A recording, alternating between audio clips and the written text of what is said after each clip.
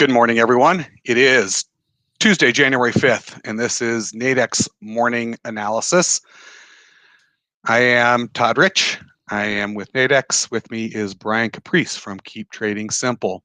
Before we look at two hot spots in the market today, I do need to share our disclaimer that trading involves risk and may not be appropriate for everyone, that any trading decisions you make are solely your responsibility and at your own risk. And then, this is important, this is an educational session. Please do not construe anything Brian or I say as a buy or sell recommendation. We are doing this for your education purposes. So with that, let's change that a little. I don't like that. Let's just jump into it today. Let's start with what we saw in oil and what are some thoughts for what to be looking at for today. Sure. So we were sitting right here yesterday talking about a little bit of a pullback, and we saw a rather quick rollover and then a pull back to a basing area before an extended drop down to a level we had marked off before. It was a level of basing in a much larger rally. Over here, you can see we had a nice rally base and then a very strong push off. So it's a level that we identified as a potential not only target, but maybe even a bounce. And then it bouncing in the overnight and pushing higher. So where we are now, and again, this is a 30-minute chart, you're seeing that we have, again, what we would call a red, green, red kind of confirmation to the downside. We mentioned yesterday that we had OPEC, the OPEC Plus meeting, and there was really nothing resolved. Very strange. Russia was actually coming on board with increasing the production. They were talking about increasing the cuts about 500 million barrels a day, which again, increasing the supply. Today, again, nothing was decided. Today, they are having another meeting to kind of try to figure out what they're going to do with the production. Unfortunately, there's a lot of headlines out there that is kind of throwing kind of a monkey wrench into this kind of whole increase in production. Reason why is with the holidays, again, travel, COVID spikes, things like that. I just recently, I found this morning, Japan is declaring a fresh coronavirus emergency. Most people at this Japan was on the other side, full ready for recovery. In fact, it mentions in here that this is the second declaration of an emergency since last April.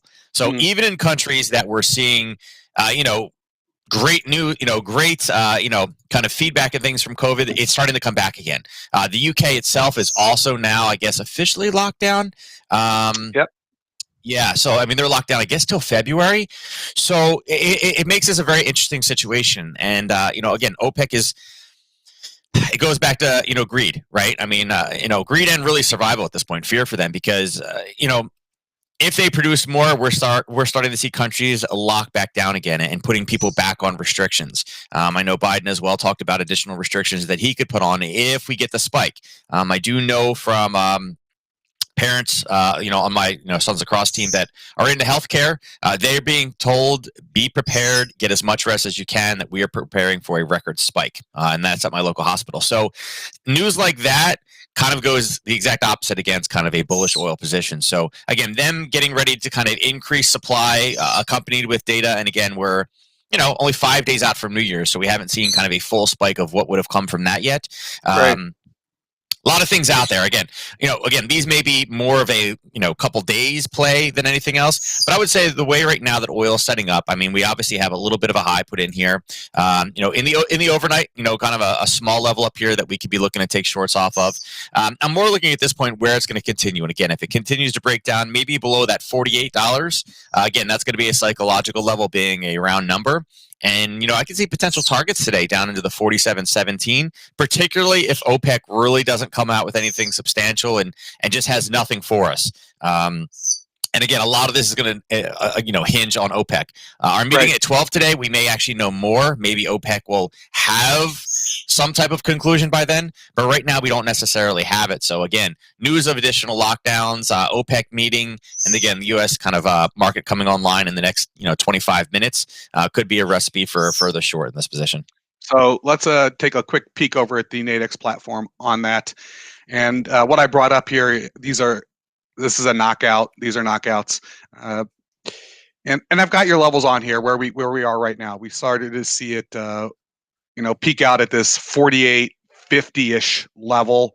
and we're looking for a rollover. I mean, there isn't a lot of good news out there. We are looking at another, maybe even new wave of the coronavirus globally that's transmits much more easily, and we're seeing uh, the UK and other parts of the globe where this is starting to pop up, and it's showing up in the United States as well. Mhm.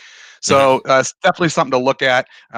Down below, you're looking at around the 47.20 level. Knockouts could be a great way to play this, in as much as they're Delta One products. All right, so if you sell a knockout, it's going to trade right in line with the underlying, and and this is a weekly contract, so this is something where you could watch it play out for a couple of days. It's not, it's not something you have to just look at for just today. Um, but there might be a rollover here, and going short in an oil knockout, there is limited risk. And yes, there's defined reward if it were to completely break down. But remember, you do not have to hang on to a knockout. You can trade these. You can sell it, and if it actually goes your way as a Delta One product, it's going to move right with the underlying. You can buy it back at that lower price, and you're out of your trade. So definitely one to be watching for, as we're watching oil struggle this morning. Mhm. And we'll see how it goes. Let's take a look at one other one. I know Yep. it's certainly affecting the pound. You Mhm. mentioned things going on in Japan. Let's take a quick look at the pound yen and Yeah, I mean, what's going on with yesterday, currencies. yeah, the story yesterday was basically everything was flat, and we had the euro moving. It basically flatlined after that, didn't do any more. It gave us a bit of a, and again, you're seeing it retrace today. Today, it's a pound story. Actually, dollar CAD is moving a bit too, but again, I think that is more of an oil story than anything else. Finally catching up, but you're able to see that in the last 24 hours that the pound dollar is down 53, the pound yen is down 70. Things that we are now hearing out of, the pound would be things like this. Oops, let me shrink that just a little bit. There we go. That the sterling for a bumpy ride is lockdown spoil post Brexit party, and they're talking about implied volatility measures falling. Um, Kind of a big deal. Like I said, we knew that there was going to be a rock bottom for the pound. The additional lockdown really till February. Not necessarily how you wanted to start off your post Brexit kind of first month out of the block. They always say start strong. Not the best way to do it, unfortunately. But I mean, that's what they're having to deal with to be able to control it. So again, not necessarily the greatest thing. And looking at the pound dollar, I'm sorry, the pound yen, Yen. we can see. Yep, the pound yen. We have an area here that we've seen in the past buyers step in, this 139.46 ish area. Now it's a level that again it kind of bounced off a prior level. There's been other buying down here in the past, and a couple hours ago, about 3 o'clock in the morning, we ended up kind of driving pretty deep into this zone before kind of getting a little bit of a bounce back. Okay, now it's made another attempt, but we can see that we have lower highs here.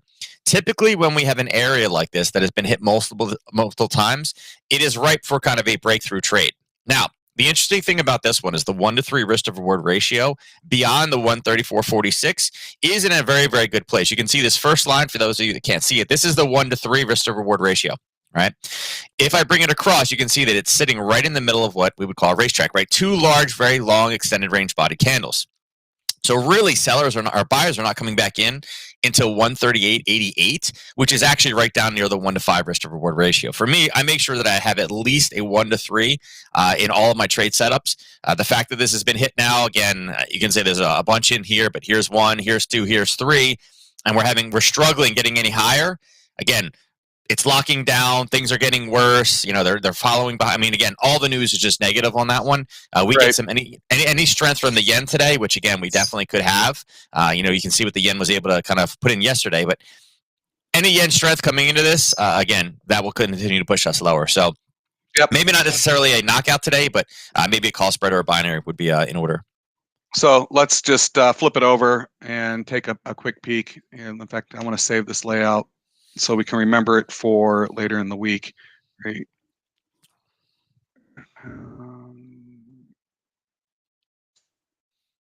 Great.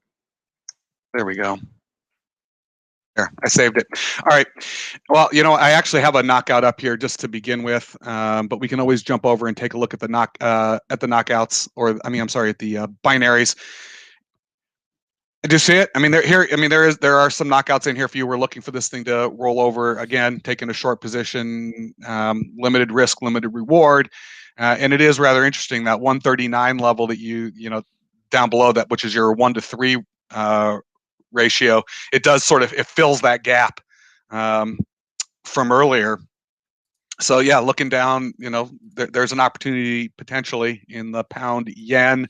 If you wanted to play this in the binaries, let's just go ahead and click on them and And if you wanted to wait for another attempt or push higher, that 140 level that you have on just above, you have it marked off right now. It should be that right around that gray box. Again, that's a level where we've seen sellers come in with nice pushback to the downside. So if you're not waiting for the break right now and you do want to use the knockout product, you can always wait for it to get a little bit closer to reduce your risk and then potentially take that higher. So there is one in there. I'm just waiting for more of a confirmation collapse. But instead of waiting for that collapse, if it does pull up from now once the U.S. trader steps in, there is an opportunity to get this one short a little bit higher as well. Right, right, and that's actually important. I mean, it's not just it's also the timing. It's picking your right trade, and it's also the timing on it, as well as the duration that you choose. So finding that right duration that suits what you're looking to do. Oh, and you know what? This is the pound US dollar. I must have clicked on something else. So I'm not going to worry about that. I think we covered the pound yen pretty well. I'm going to flip this back to you, Brian. Do you want to talk just briefly before we wrap it up today? Because I know that we want to leave. I don't want to steal your thunder for your session that you're going to be doing in 3 hours. So I want to encourage everyone, be back in 3 hours. Brian's going to do a full-blown session across all the markets. The U.S. equities yesterday. I don't know if you want to pull up the Dow real quickly or the S&P and just kind of just talk briefly about that. Yeah, I mean, all three charts pretty much look the same. I mean, you have them all kind of collapsing through. You guys can see some of these black lines that we had in here. All these black lines were basically alerts, triggers that if we could break through that level. Now, I don't think anybody expected this big of a drop yesterday. I had a level for the session that I did Monday yesterday, talking about a break of this 3219 level, and again, we pulled back and we grabbed it. And actually, this risk to reward ratio, the red and the green here, that was actually put on from the initial trade entry here. You can see that that's actually kind of established kind of a very interesting level. And if I moved it across and kind of used some of what we've seen here where the pushes are, it's actually setting up to be kind of I don't know, right now it looks like we could have another push back down. And you can see yesterday we actually had a nice roll off of a 30-minute level. Now, remember, my price data is going to be slightly off of yours, but right around this 29,884. Again, with any type of negativity or discussion, and again, there's a lot of things going on with the runoff election. Again, uncertainty and anything that has drama typically is bad for the overall stock market. Again, any downside targets today, I would say we're probably down here at 29,884.